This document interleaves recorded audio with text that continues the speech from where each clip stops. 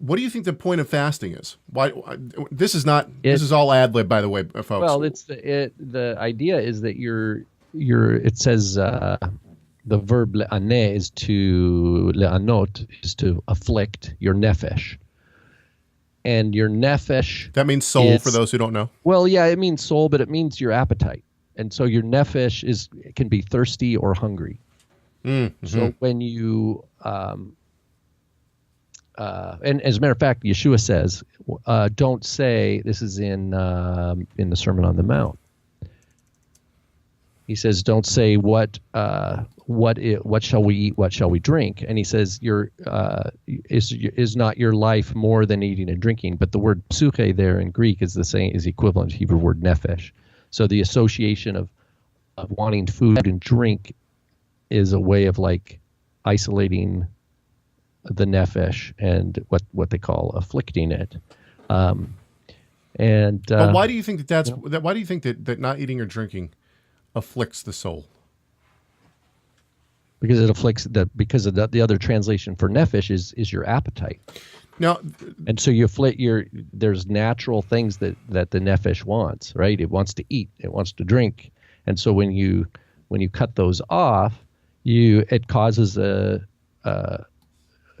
you to kind of go, wow, you recognize the limits of that appetite, and you want that it's not the end, it's not your ruler, right? You're not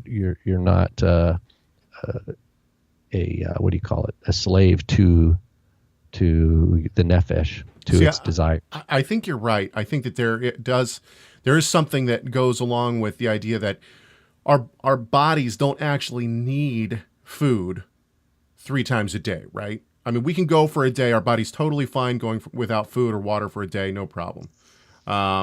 And so it's almost like a habit, or, I mean, dare I say, an addiction of food, even for the normal person. It's just something that we do routinely all the time. And so it's something that we want.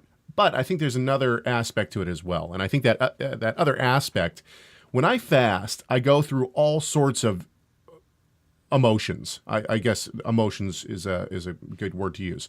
You know, one moment I'll have that pit in my stomach and I'll think, oh man, I have to eat. I got to get something to eat. And like your mind almost plays tricks on you, like, oh, I'm dying here of hunger. And then all of a sudden, 30 seconds later, you'll be in a euphoric state of, this is wonderful. Why don't I not eat more often? I mean, you're all over the place.